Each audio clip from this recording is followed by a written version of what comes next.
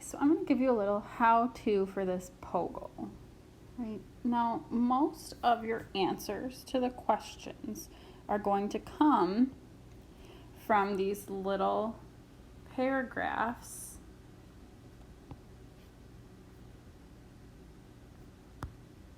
okay.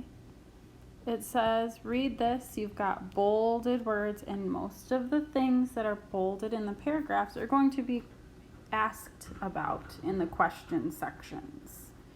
Okay. Here in this first one, you want to pay very close attention to what you can see in each of the pictures. Right, there are these little dots. Those are going to be bubbles, and you'll count them to fill in this chart. Okay, this section on your chart. Same with the number of leaves on clippings. You're going to go back to your pictures and count the number of leaves in the pictures for each of the groups, A, B, C, and D. Okay, that's going to give you the data that you need in here. Then you're going to kind of analyze that data. All right, you're going to answer these questions based on your table. Once it's all organized and filled in, I think it'll make a little more sense. Okay, and then again, read here. It explains independent, dependent, and controlled variables / constants. And then you're going to go back up here to your data table to figure out what each of those are from this specific experiment. Okay, and then again, read. That's a lot of living environment, is just reading. Then you can answer the questions. When you think about this, or when you go to do number 11, you're going to have to think a little bit outside the box, but it's not too crazy. You can reference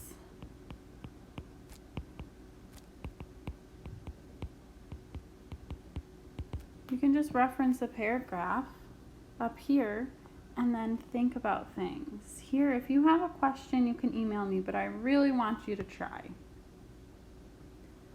Okay, and your last part, the assessment. Okay, this again is an assessment. So you're gonna think about what each of these things are: your hypothesis, your independent variable, your dependent variable, and your controlled variables. If you don't remember what they are, go back up into the other sections of this assignment and reread what they are. That's okay. You can use your references. You can use that for sure. That's really what you're going to do here. Now, I think, just real quick, a lot of people feel the need that their hypothesis has to be correct.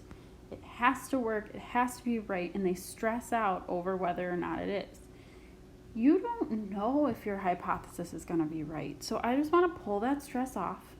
For your hypothesis, I'm going to give you a little sentence frame. So if, and you're going to fill in your independent variable, some change in your independent variable.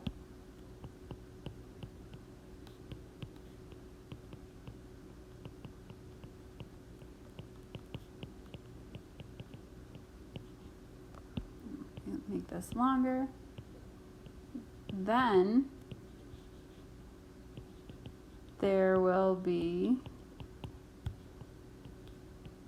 this change in your dependent variable.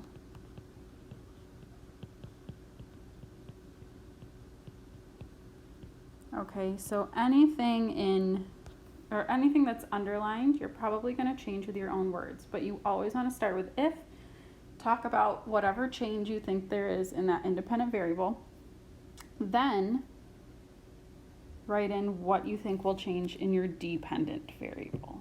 Okay, try that.